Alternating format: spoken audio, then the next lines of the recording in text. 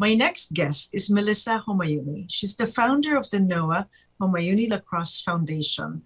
She is here to tell us about her inspiring story and share a bit about the process of starting a non-for-profit.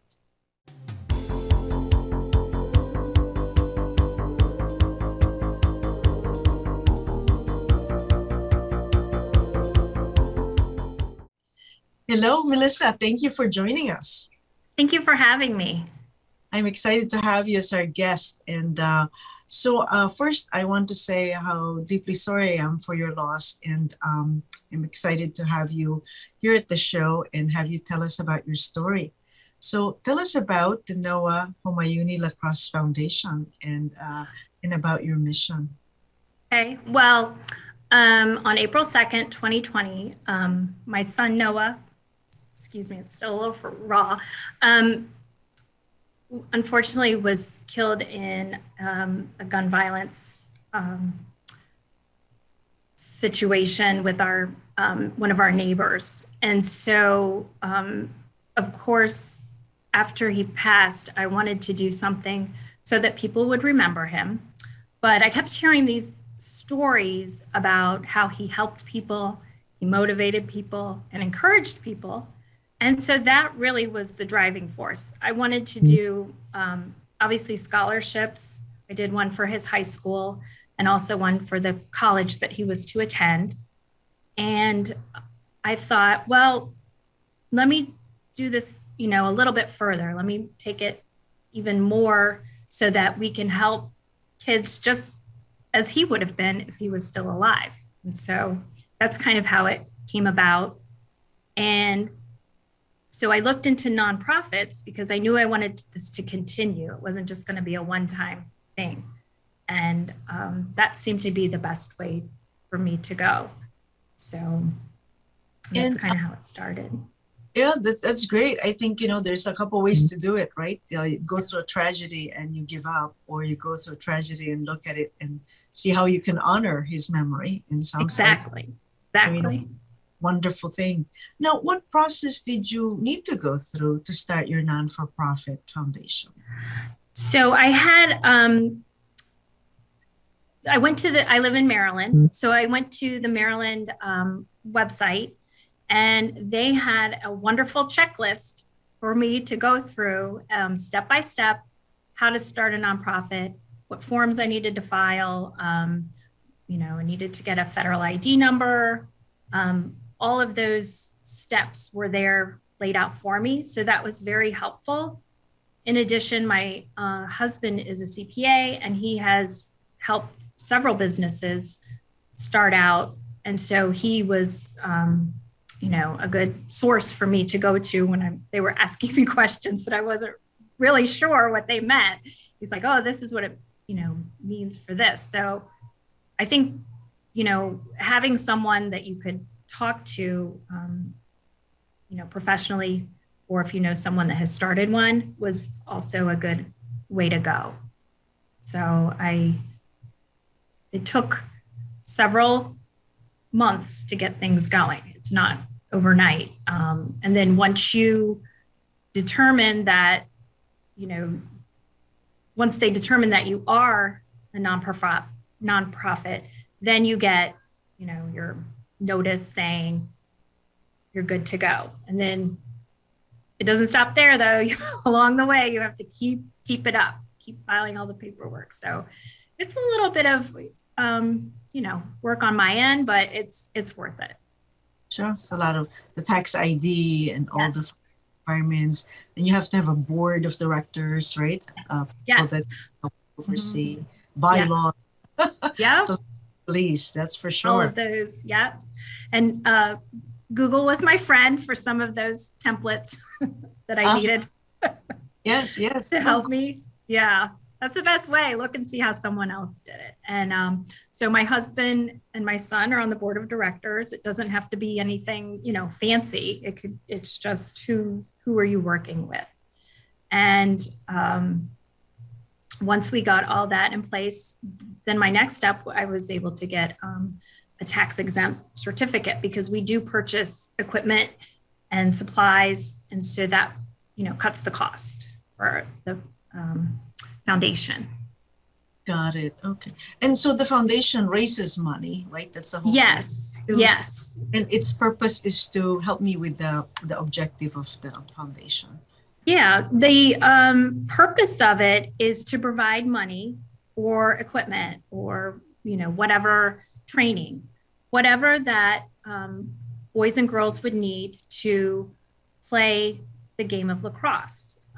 Lacrosse was the game that Noah played, and he was committed to play that in college as well. So it was our life for many years. I was a lacrosse mom. And so the thing about lacrosse is it's expensive.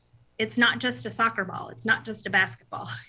You need padding, helmets, sort of like football, but most schools provide equipment for football. Lacrosse is kind of in the back burner. And so I found several high schools in the Baltimore area. They were using some football jerseys and equipment to play the game. And, there's a lot of requirements to play, especially in high school. And so they were not able to play competitively because they didn't have the right gear, because that is checked, and it's all for safety. So I wanted to provide a way for them to not have money as a block. They could go out and play. It's a wonderful thing to be, on a sports team for these kids. It keeps them motivated. A lot of times you have to have your grades up, to stay on the team. And then if you want to go on to college, this could be another opportunity to help you. And so I really wanted to help, our underserved youth not have that as a barrier. So that's what we do. And I've met some people that we work together. I have a college coach that the high school coaches reach out to, and then he sends me their wish list. And then I work with a local sports company that gets it for cost. And so then we're able to distribute it to these teams. And I really feel every time that I give to that I feel like, that's what Noah would do. That's what he would want. And so it really helps me to work through my grief. And so that's beautiful. Yeah. The spirit lives on. Exactly. Others. Beautiful. That's beautiful. So with the foundation, there's got to be seed money and ongoing support because it costs money to do that. How do you replenish? How did you find the seed money, and how do you keep building the funds to be able to purchase the equipment to give them away? So I started the foundation with the life insurance money that I had received when Noah passed. And also friends of ours had started a GoFundMe to help us with, funeral costs and, anything else that we would need. And I had some money from that. So that's how I started the foundation.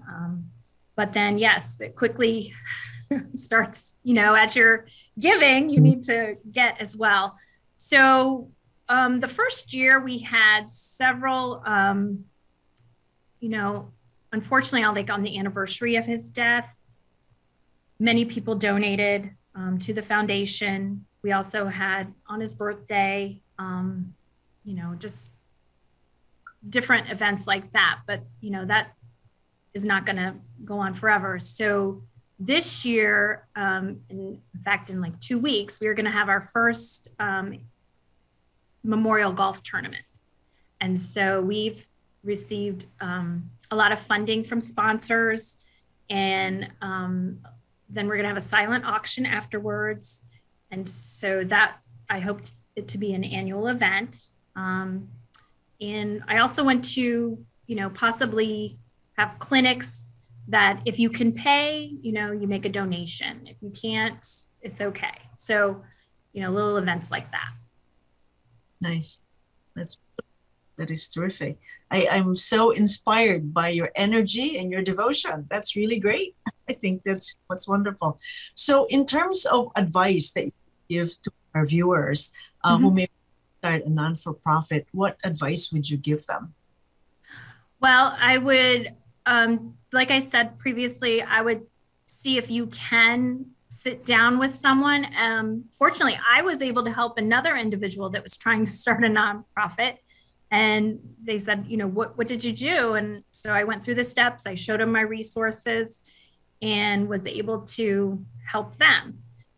And I think the hardest part is to find that purpose, because you can get caught up. There are many things that I would like to do, but I'm starting out with, you know, one focus. That's our mission, and really sticking with that, and then trying to, you know, work in ways to help the community, but also get them involved in helping the students as well. You know, it's great to give money, but I would really like for, you know, the people resources for these kids is especially important as well. So, you know, stay focused what your mission is, and find, you know, other people that can help you with this. You can also even call probably your state. They probably have people there that can help you answer questions. And then finally, just, you know, follow your heart. What is inspiring to you? It's a lot of work. So if you're not in it, you know, it would be easy to quit and give up. And so, you know, keep that in the forefront of your mind when you're filling out, you know, a 10-page application for something. So, Yes. yeah. Well, thank you so much, Melissa. You've been so helpful. I so appreciate hearing your story, and we'll post your website for the foundation. And Thank you. Appreciate your time, and all the best with the fundraiser, and in years to come, may you continue to help so many young people, to you know, get involved with lacrosse, and may you help lots of young people moving forward. So thank you, Melissa. Thank you, Nannette. And thank you, our listeners and viewers, for tuning in to It's About Money. I'm Nannette Nocon, and my guest was Melissa Homayouni, for the founder of the NOAA Homayouni Lacrosse Foundation. Until next time, I'm Nannette Nocon.